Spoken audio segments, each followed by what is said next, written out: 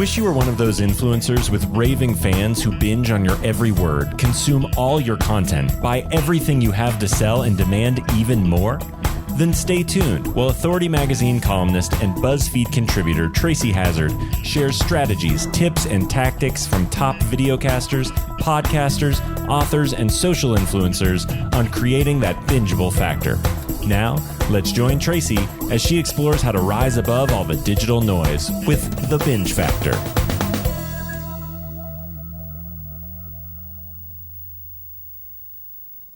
Hey everyone, welcome to the Binge Factor. I'm Tracy Hazard, and I have the happiest podcaster on earth. That's what he calls himself, and I love that. I have a former park ranger who has been podcasting over 1,700 episodes.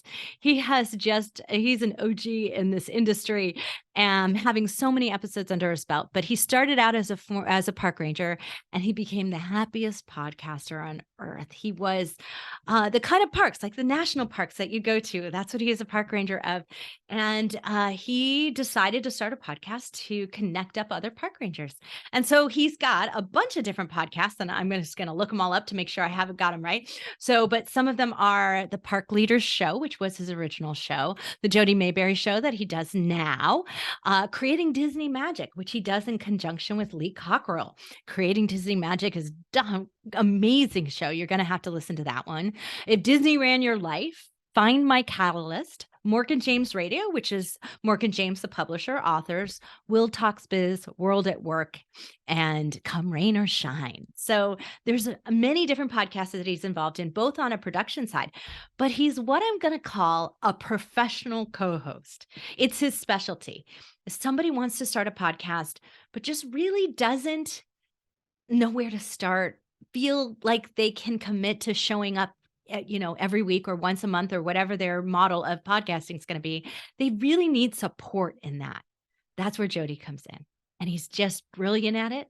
And I want you to hear all about what he does and all about my interview. He's got great advice for you if you're still trying to get started or if you're trying to keep podcasting. So let's listen to Jody Maberry of the Jody Maberry Show and all the different shows that he's been involved in.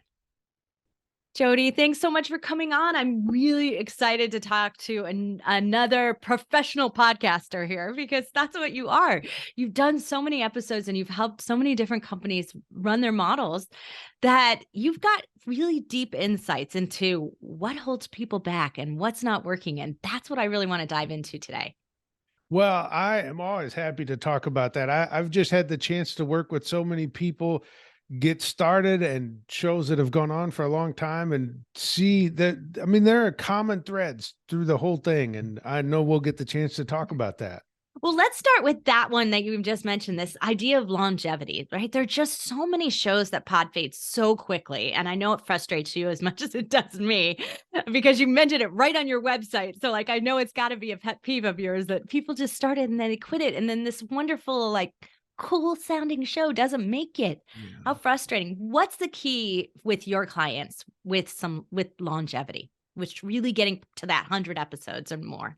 Well, the one thing that makes all the difference is systems to have. And I know podcasting is creative and sometimes people don't want a system on their creativity, but without it, you're not likely going to make it to 10 episodes. And so I've realized there are three things that tend to get in the way.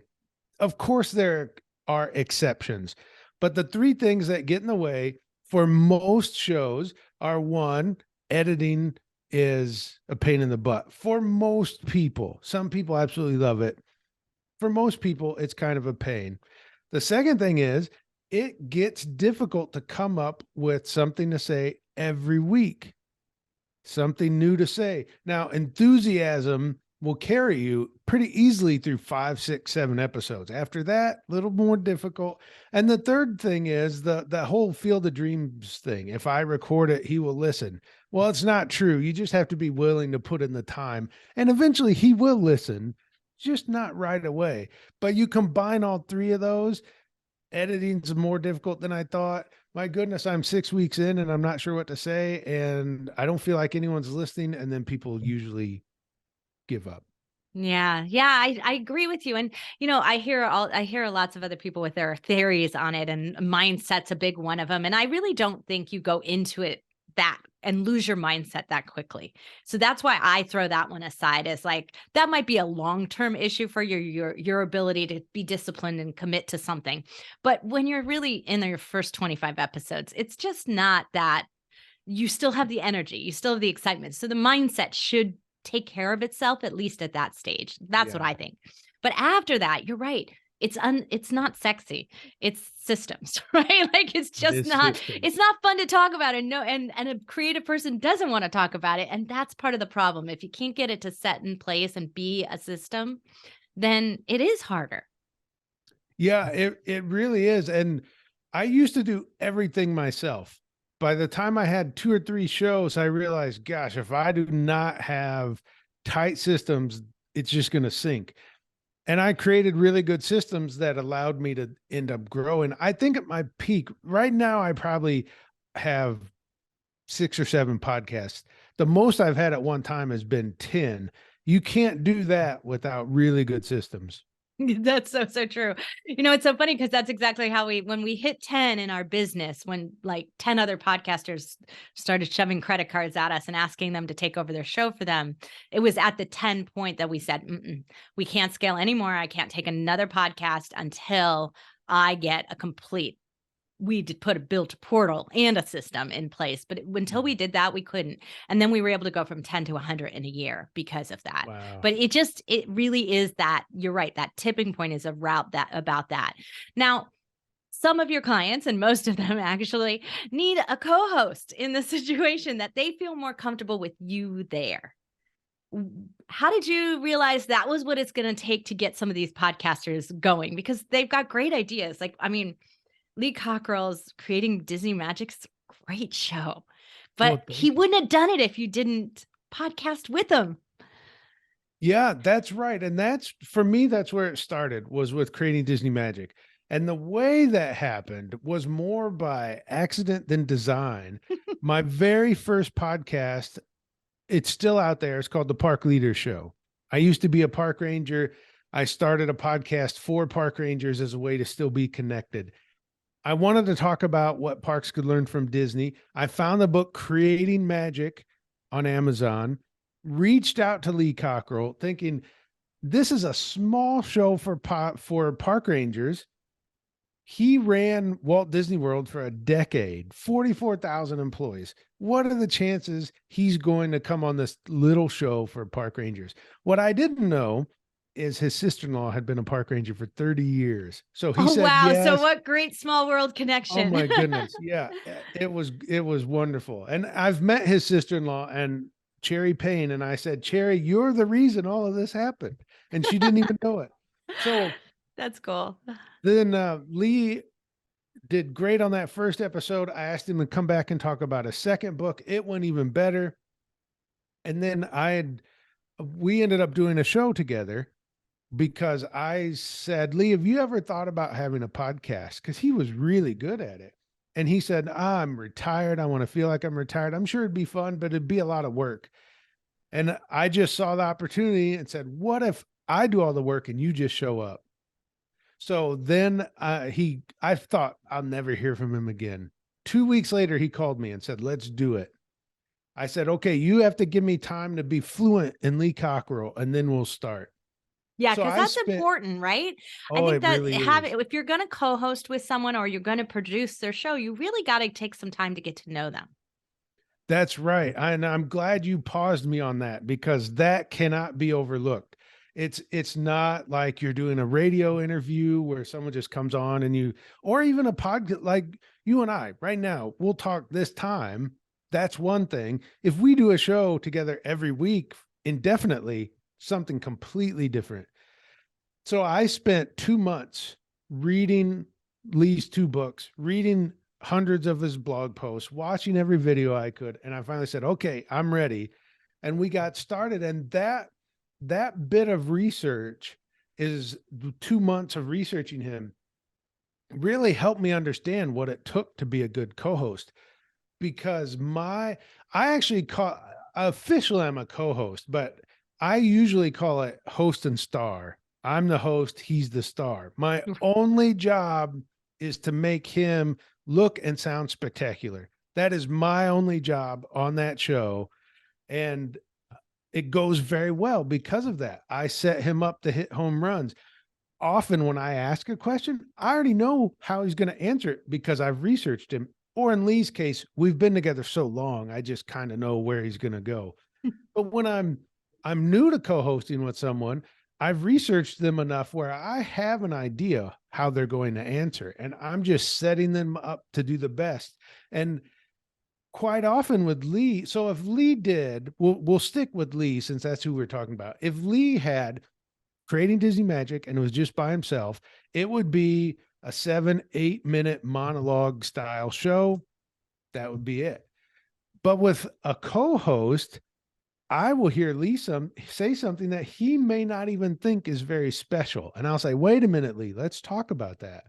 And so the show. So you're in a sense, and that's what I really think is, I'm going to talk about the binge factor that you put across all of your shows. And what I see is that you're always inherently thinking about how the listener's receiving this and do they want more? And I think that that's not the easiest thing for someone new to podcasting to get out of it. You're very seasoned at this. You've done over 1,700 episodes, as you and I talked about in the in our pre-conversation here. And so, when you think about that kind of model, you're always curating for the audience. What do they want to hear? What question should I ask next? What did that person miss? When they're new to it, they don't have the sense of it. And that's your role in that. I'm going to call it, as you put it, the host and the star. That co-host role is really being that advocate for the audience. And you do that so wonderfully, because the worst thing to me is if your audience is listening, and of course they'll yell at their phone or the car or whatever they're listening, they'll be like, no, you skipped the question. Like, you should have asked this. Like, I can hear my audience sometimes if I fail to do that. Right. And you're always thinking that way. Well, I appreciate you noticing that. That is true. I am the one sitting in place of the audience. When I do an episode, it'll be me, it'll be Lee, and I always have the mindset, the approach that there's one other person at the table. And yes, thousands of people listen to the show, but they only listen one at a time. And so I imagine it's me, Lee, one other person.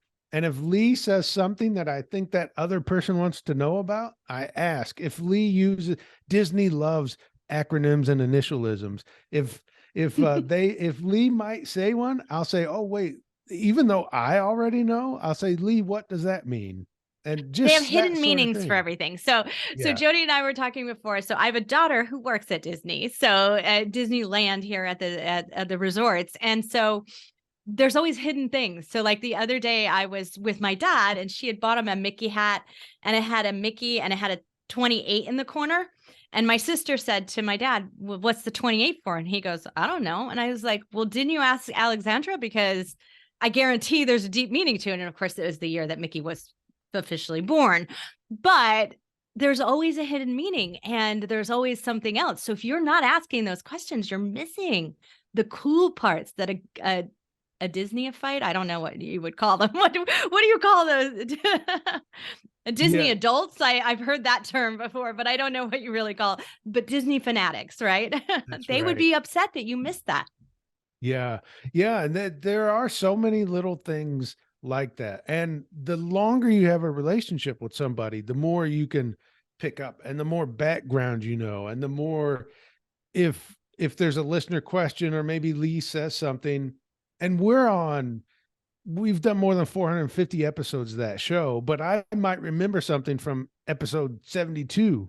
Now, I wouldn't remember exactly it was episode 72, but I would remember. I'm glad to hear that, because I was starting to feel like, oh my gosh, who can remember all their numbers? I can't. Yeah, me neither. But I would remember that we talked about it once before, and I can say, oh, Lee's told us about that before. A couple years ago, Lee talked about whatever. So, but it's always good to talk about it again. And that's something that I think someone who has longevity, like we were talking about before, it's okay to cover a topic again. And I think that they they did it, so they shouldn't do it again. But there's always something new, a new angle to discuss about something. The world's changed.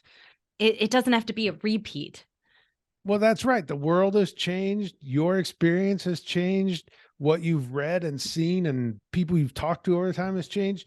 So it's not going to be the same episode again, unless you print off the transcript and read the old episode. It's not going to be And the please same. don't do that for everyone out there. Yes, don't do Jody it. and I both don't believe in scripting. I'm very sure of that. I've never heard that on your show. There's no scripting. No scripting. That's right. Yeah. Yeah. So that's the thing. You can cover the same topic several times from several different angles, and many people will appreciate it, because in most cases, the more narrowed down you get, the more niche you get, the more impactful an episode can actually be. I'm so glad you said it that way, because I think that that's the thing. Sometimes it's the repetition of it is helping it to hit home in a different way. And taking that slight new angle may have more meaning to me than it did the last time I heard you say it. And now it finally has the impact. But also narrowing it and getting really focused on what part of the topic you're talking about that day can also really help. And I'm so glad you said that. Yeah. And there's many examples of it. For example, you could do, I'm making this up. On my show, I could do 10 ways to market your podcast. And one episode will have 10 things, and it'd be 20 minutes, and I'd go through them rather quick. Or I could do 10 episodes, each featuring a different way to market your podcast, and be able to go a little deeper. And then rather than be entertainment or informative, it's actually something you could take action on with each episode. So I'm a bigger fan. And so of the second way, right, of doing 10 episodes and then doing a landing page with all 10 of those episodes on it or something that There then you does go. the list summary, right? Do a blog with the list on it and then reference all the episodes so then they could deep dive into the ones they've never heard before. I always think that's a way better way to go. And people are reluctant to, because we get in this listicle mode of what we think works out there in digital marketing. And we don't really understand that podcasting is so different. When you're listening and receiving something, it's just so different. And one topic is about all we can take.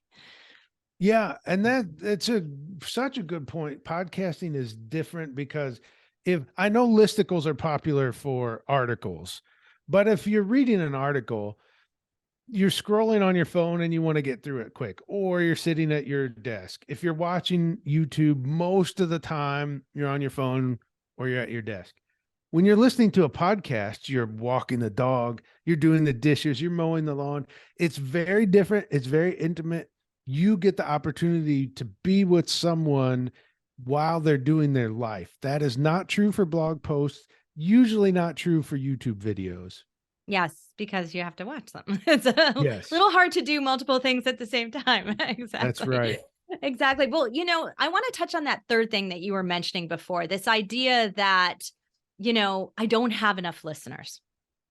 And I keep saying this again and again to people. It's like, I feel really lucky if I can talk to 30 people at once nowadays. Like, that's amazing if I talk to 30 people in a week. I can't really physically do that. I mean, I try to take a lot of Zoom calls, but I can't do that many. So, why wouldn't you think that that's good enough in today's world? Like, is it just so much vanity that I feel like I have to have 100,000 downloads or it's not good enough? I think maybe part of it is vanity. There's more that goes to it, I think, is other podcasters have put out this perception of this is where I'm at. And if you don't, I've heard gurus say it, like, you should be getting this many downloads or it's not even worth your time. It's not true. And they're probably lying about their download numbers anyway. Oh, you and I both know that. Yes. That's right. I'm so glad you said that. Well, Yes. there was a big article about some podcast networks with these big numbers, and that's not a show. I just want people to really understand that. Look, I can say I've had 100,000 downloads on a single show. That happened once. I can do 100,000 downloads a month in that one show. I can't do it in every single type of show. It just doesn't work like that. And I am glad sometimes when I get 1,000 downloads an episode. It's an awesome show right now. Like, that's good. I can't do a speech to 1,000 people anymore. It's just, they don't pack the audiences in like that. Yeah. Well, and what Tracy told us a little while ago is very important to remember, that if you have the chance this week to talk to 30 people, you've done really well. If there were 30 people in one room that came to see you speak, you'd be really happy with that. I think. Maybe you wouldn't. I would be happy. 30 people come to see me speak. 30 people who really wanted to hear what I had to say. They weren't just there randomly, right? Like, that's the other difference, right? They chose to come to listen to you. That's right. Yet there are podcasters that will get their few months in and they're getting 50 downloads an episode, and they're saying, what's going on? Why isn't anyone listening to me? And I'm like, well, there are 50 people. I would be pretty, if you put out a banner and said, speaking at town hall tonight, and 50 people showed up, you'd probably be pretty happy. So don't discount those 50 people that want to hear what you say. And it grows over time. It takes time. There have been exceptions on some of the shows I have launched, like Lee Cockrell was already well known. He's going to have an audience show up. He's got a great, he sells a lot of books. So yes, and Disney's a hot topic, even on, in the search engines. So whether it's on Amazon, on Google Podcasts, on Apple, on Spotify, or, just simply those looking for books, they're going to Google that and they're going to find his podcast too. Like, I can see that leading to a lot more listeners. Yeah, just that it was Lee, just that it had Disney in the title, that it was a Disney show that wasn't a fan-based podcast, which those are great. I'm not knocking those. Yeah. There are not many coming from the operations side like Lee. So a lot of things play into that. I launched a show for a company once that had email list of 160,000 people. Well, you're going to have quite a jolt in the beginning if your email list is that big. But for most of us that start from scratch, that don't have a big email list, that haven't written books, that didn't run Disney World, we have to start at the beginning. And the good thing about that is it's a great time to practice when no one is listening. If you go back 9 years and listen to the first few episodes of the Park Leader Show, I was terrible. They're still out there. I cringe when you say that, because I was like, I don't not want to listen to my early episodes. No, don't make me listen. Yeah, that's right. So Tracy has 3,000 episodes in and cringes at the beginning. I have 1,700 episodes in. I cringe at the beginning. But if we hadn't started there, we wouldn't be where we are now. So true. And, I think that that's really honestly what I think most people can't take away. They can't see that at the beginning, that I'm going to get better at this, because it seems incremental. It's really, but you do get better. Your audience notices the difference. Yeah, that's right. That's right. Even if you want to put math on it, if you get 1% better with each episode, well, there you go. That gives you an idea. Get 50 episodes in, you're twice as good as you were when you started. So within 1 year, you're twice as good. So just such a good point. I'm so glad you said it that way. Now let's talk a little bit about, this, the difference over the years of starting podcasts, because you've started quite a few, and it was different a decade ago than it is today. What have you found are more challenges today? I think some of the challenges come from the fact that it's easier than ever. So that's the good thing. But it also brings up the challenge that there are so many more podcasts now than there used to be. Although that number is a little misleading, because when you hear there's 4 million podcasts, that counts every show that's ever put an episode out that can still be found on the podcasting platforms. Shows that put out a regular episode weekly or even within the last 30 days, you'll hear different variations, but I'm feel pretty comfortable saying it's under 200,000 on shows that put episodes out regularly. Yeah. So so we have, our statistics say, and because we have a complete database of the entire podcasting ecospace because of a new feature that we're putting out coming soon.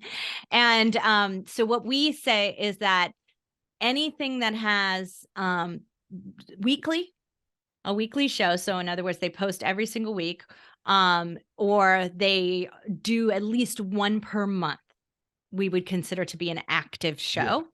And when you count that, so you expand it to 1 month, so you go from about 200,000 or so that do weekly to at least once a month, you'll come up to close to 380,000. So that's the only difference in that. And so is that some of them just do monthly. And in that, you can also include the seasonal. So the ones that will drop seasons. And so, then which are hard to quantify. So yes, I suspect then if you say shows that of those 380,000 shows that have put out 10 or more episodes, and then it drops and then it drops significantly. dramatically. Exactly. Yes. Yeah. No, that is so true. It drops extreme amount who get over what we would say 11 and more. Yes. So we're only having that conversation to say, what is one of the biggest challenges? The perception that there are way too many shows out there. So we just had this conversation to say it may feel that way, but there's really not that many shows out there. Right. And even if you think that the number's 4 million, which is what Spotify says, but that's actually also not true. Our numbers say that it's not more than 2.8 originating shows. I don't know why they have double shows. I don't know what's going on with that, but their number's just not right. Like there's just no evidence of that in the podcasting RSS feed system, but they say that. So it is an accurate number to what people are saying out there. But even if you were to think that 4 million is so much less than the billions of websites. It's like last I looked, it was 1.9 billion websites or something crazy like that. Yeah, that's right. There's all the websites out there, all the YouTube channels. And that's not to say you shouldn't be the other places. You certainly should. But podcasting can really help you find your voice. That now this isn't what you asked, but it's where that's my okay. answer Go for it, took me. Jody. Something really special happens when you have to show up every week with something to say. You start to define who you are, what your message is, the words to use, what people are interested in. So even if you get 10 listeners every episode and it never grows, I promise you something special happens to you by showing up every week with something to say. Well, you know what? It always surprises me that there are people who will say, oh gosh, there's not enough listeners. I'm only getting like you said, 20 listeners a month, an episode. That's not enough. And I'm like, let me take a look at your live stream. And the last time you had a live stream, 3 people showed up live.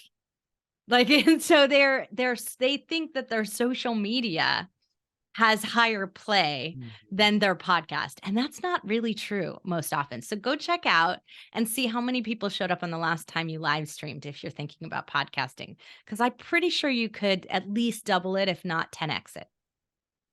Yeah, that's great point. Great point. And then to round out your question, what are some of the challenges?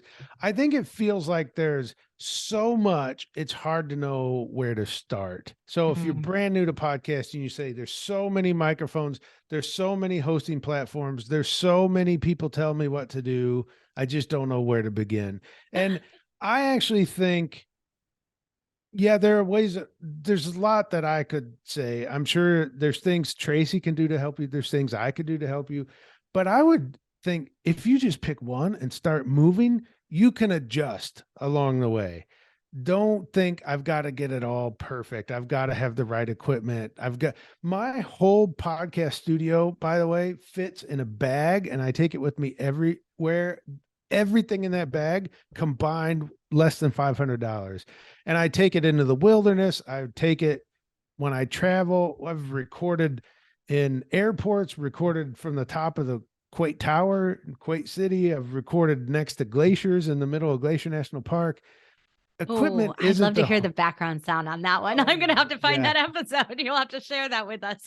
Yeah. That sounds awesome. It's interesting. And so equipment is not the holdup that you think it could be. There's good enough equipment that you could record your episodes right on your iPhone and make it work. So I'm not a fan of that. I actually think it's harder than just getting like the microphone you and I have is about $80. I can, if you guys look at our microphones, they're about $80 on Amazon, super inexpensive. And they're a great starter mic. And I honestly, I had more expensive mics and went back to it because it's flexible. It's easy to take with you. It's lightweight and it lasts. Like I think this one I use mine every day, all day. Because I use it for all my Zoom meetings and everything. Yeah. I think I probably am on my third one in 8 years. So they really last for $80. Yeah, they really do. And they have updated it. And this one has lasted so long. I think I've still got 4 of the originals. I've probably bought like 10 because I I have a graveyard of mics that sit around here that we test out and like they just sit there. But I keep coming back to the same one because it's good. It works and it's easy. And when something's easy, then you can keep going, right? That's what you're really saying here is that it's flexible in podcasting and it's easy.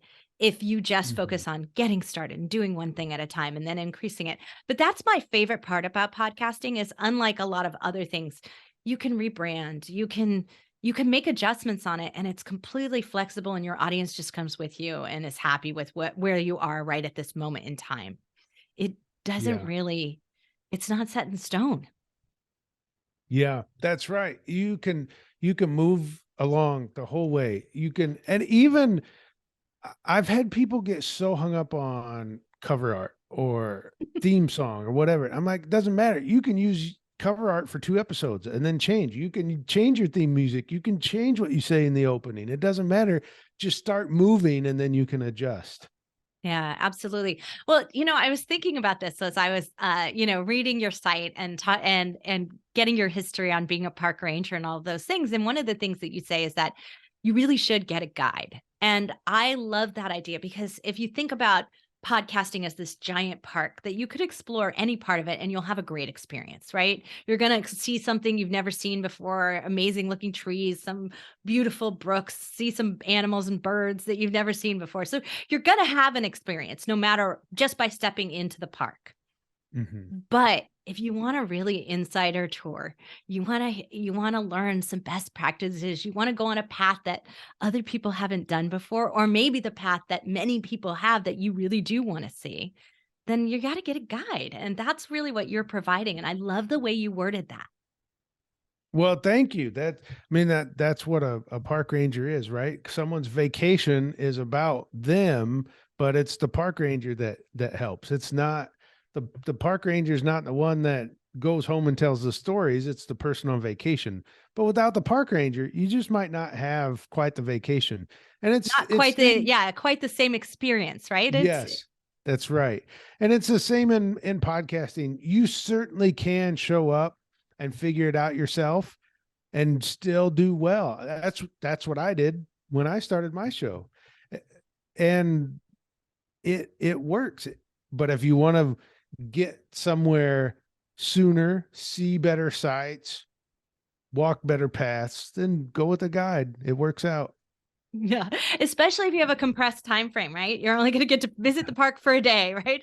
That's where Lee and all that magic comes in on the Disney side. It's that if you really want to get an experience in the park, go with someone. If you go with my daughter into Disneyland, you will get on all of the rides and all the order that you need to in order to squeeze as much into your time. So that's also, it's an accelerator having a good guide. That's right. That's right. It really does. And a lot of people that I work with say, I don't want to learn anything. I just want to put a show out. Yeah. And I don't blame them. Like, why should you learn to syndicate your show? Like, submit your RSS feed out to that. You're going to do it once. Unless you do serials, many, many shows, there really is no reason for you to learn how to do that. And I think that that's so interesting that people are focused on, I don't know how to syndicate my show. And I'm really concerned about this. And, it was like, you don't need to do that anymore, number one, because almost every hosting company takes care of it for you. Secondly, that it is a done once thing. So you shouldn't learn how to do it. Yeah, that's right. And that's one of the sort of thing that can really hold someone up because the thought of figuring out. And We just launched a show recently, Tailgate Talks with Donald Forgione. He's the retired director of Florida State Parks. And he came to me and said, look, I want a show, but I don't want to have to figure all this out. Can you just help me launch? And then I'll take it from there. And it's wonderful because I, as a former park ranger, love his show. It wouldn't be out there if he hadn't had someone like me. In this case, it was exactly me. Wouldn't have got his show out there without someone like me, a guide to help him through that first part, because all those things that needed done once, he didn't need to know how to do those. He just wanted to put a show out there. Yeah. Oh, I'm so glad, Jody, that you are out there doing this, because there's so many. I mean, I think of it, the legacy that you're leaving behind of Lee Cockerell. It's just like, you really need the world to have this information out there, these great stories that only if you're in the inner circle do you get to hear. You're helping bring those out for someone who just doesn't have the time or energy or interest in doing all that do-it-yourself kind of stuff, and really bringing these shows out so their voices get heard. And you're bringing your own perspective into it as well. So thank you for that. Oh, well, thank you. I appreciate that. And I have a lot of fun doing it too. So that certainly helps. Well, before we go, last question and advice for someone who's sitting on the sidelines. What do you have to say? Just give it a try. Give it a try. So here's the thing. If you're sitting on the sidelines and you think, I want a show, but I don't know what to, I would say, don't start with just episode 1. Map out what your first 10 will be. Figure out your first 10, and then that surprisingly helps. If you it gets some energy going, doesn't it? When you start to visualize what it's going to be like. That's right. Yeah. Yeah. So move beyond your first episode, your first, second, third episode. Go out to 10 or further. What are these episodes going to be? And if they're going to have guests, sure, you haven't asked yet, but put it down. Say, I'm going to talk to Lee Cockerell. That's right. You might make it happen. That's right. That's right. That's great advice, Jody. Thank you so much for being here. Really excited about it. And the Jody Maberry Show, you can check it out anywhere you listen to podcasts. So go ahead, click over, check out his show, hear what he's all about, and then go check his website, which we will be linking here in the blog post for this episode at thebingefactor.com. And you'll be able to connect to all the other shows, Creating Disney Magic, Morgan James Radio, all the different shows that Jody's been involved in. Well, thank you. This was such a treat to be here. I always enjoy talking podcasting. I really appreciate the concept of focus, right? That you really have to just focus in it, get started, get moving, niche down. Like all of those things that Jody's talking about are such success strategies to keeping going. All of them have a place in longevity, in creating a show that goes 100 episodes or more. But being supported in that is also something key to what he was talking about, having a guide and being supported. I think that's so critically important at the end of the day, is the understanding that those things are going to be the things that are going to hold you back. So no matter how much you love being behind the mic and it energizes you and it's exciting, if you don't sit behind that mic every week or once a month, then you're not going to get your message out there. You're not going to be doing this amazing service to your community, to the world who wants to hear your message. And think about the legacy you're leaving behind, that you're really leaving it all out there for others to find, others to share, others to get these deep insights into your human experience. That's so important. So I am so excited when I get to meet people like Jody and find them supporting fabulous podcasters like Lee Cockerell, like the Morgan James Show, like that. Those different types of podcasts really need to get out there. They need to outweigh the shows that don't make it, the shows that weren't serious about it, the overdone network shows where they're all about the ad dollars and not about the content. We don't want any more of those. We want these true, beautiful people who just love to talk about what they're talking about. If that's you out there, then you need to find your guide. And you're listening to my show, but if it's not me, then go find somebody else. Maybe Jody resonates with you better. Maybe he has better support systems for you than I do. And that's great. That's all I care about at the end of the day, that I am a conduit to making sure that more podcasters get out there, stay out there podcasting, and succeed in getting a return on investment from their time. That's what we want for you. We want the podcasting ecosystem to be rich with beautiful, diverse voices and really different viewpoints, human viewpoints on the world, because that's what's missing in our blogging world and in our artificial intelligence world. And I know that Jody believes in that human message and getting those deep insights out there. So go ahead and get started. Find your guide. Go check out Jody Maberry and really look for all those wonderful things in the support systems that he provides. Thanks, everyone, for listening. I'm Tracy Hazzard, and I'll be back next time with another great podcaster making the podcasting world successful and interesting. You've been listening to the Binge Factor podcast. For more information on podcasting and videocasting success tips and tactics, please go to thebingefactor.com. And be sure to listen to our other show for podcasters called Feed Your Brand.